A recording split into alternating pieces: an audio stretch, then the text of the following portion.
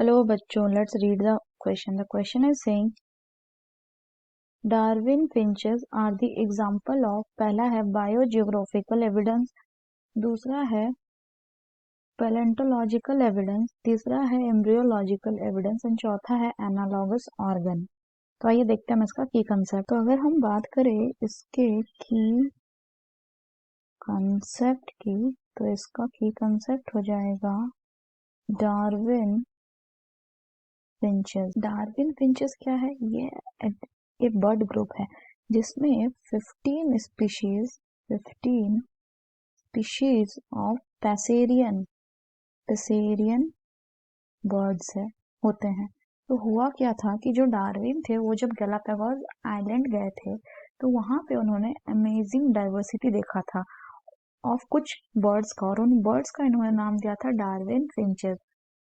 बाद में उन्होंने ये रियलाइज किया कि ये जो वैराइटीज ऑफ फिंच है उस स्मॉल आइलैंड में वो सारे इवॉल्व किए थे. किससे?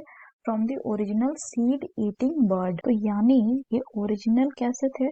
ओरिजिनल ये जो फिंचेस थे दे वेर सीड ईटिंग. लेकिन फिर क्या हुआ था कि इसी ओरिजिनल सीड ईटिंग से various type of birds evolve किए थे और उनमें डिफरेंस था उनके पैटर्न ऑफ बीक में, जैसे कि इंसेक्टिवोरस, वेजिटेरियन फिंचेस एक्सेट्रा. ये जो प्रोसेस ऑफ इवोल्यूशन था जिसमें डिफरेंट स्पीशीज कोई भी ज्योग्राफिकल एरिया से स्टार्ट करके रेडिएट कर जाता है to the other area of the geography, उसको क्या कहते हैं? उसको एडाप्टिव रेडिएशन कहते हैं. तो अगर हम बात करें कि ये जो प्रोसेस ऑफ इवोल्यूशन है, प्रोसेस ऑफ इवोल्यूशन जिसमें इवोल्यूशन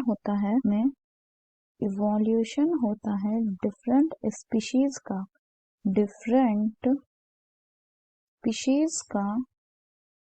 फ्रॉम ए कॉमन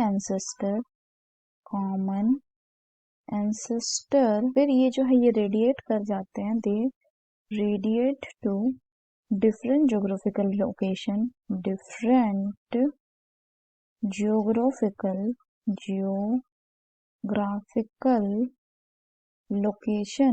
इस टाइप ऑफ इवोल्यूशन को कहा जाता है क्या? डाइवर्जेंट इवोल्यूशन, या इसी को क्या कहा जाता है? इसी को कहा जाता है एडाप्टिव रेडिएशन. तो डार्विन फिंचेस डाइवर्जेंट इवोल्यूशन या फिर एडाप्टिव रेडिएशन के एग्जाम्पल्स थे. अगर हम बात करें तो एडाप्टिव रेडिएशन या डाइवर्जेंट इवोल्यूशन. तो अगर हम बात करें फर्दर तो इसमें से डाइवर्जेंट इवोल्यूशन के एग्जाम्पल्स कौन होता है? Correct option will be option 1, that is biogeographical evidence. अगर बाकी ऑप्शन का बात करें तो बाकी ऑप्शन में दिया हुआ है क्या? प्लेंटोलॉजिकल एविडेंस. इसका मतलब होता है कि फॉसिल एविडेंस, जैसे कि इसमें आर्कियोप्टेरिक्स आ जाएगा. दूसरा है एम्ब्रियोलॉजिकल एविडेंस.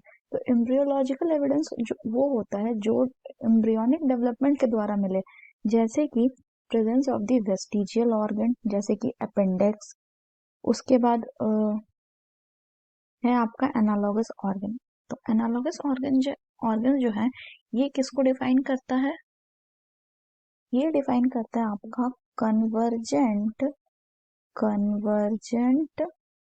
इवोल्यूशन को. कन्वर्जेंट इवोल्यूशन में क्या होता है? तो एनालॉगस ऑर्गन जो कन्वर्जेंट इवोल्यूशन बताता है, इसमें होता है कि ये जो ऑर्गन्स है ये एनाटॉमिकली सिमिलर स्ट्रक्चर नहीं होंगे लेकिन ये फंक्शन सेम करेंगे, यानी इनका ओरिजिन सेम नहीं है लेकिन इनका कहीं ना कहीं तरह से जो फंक्शन है वो सिमिलर है.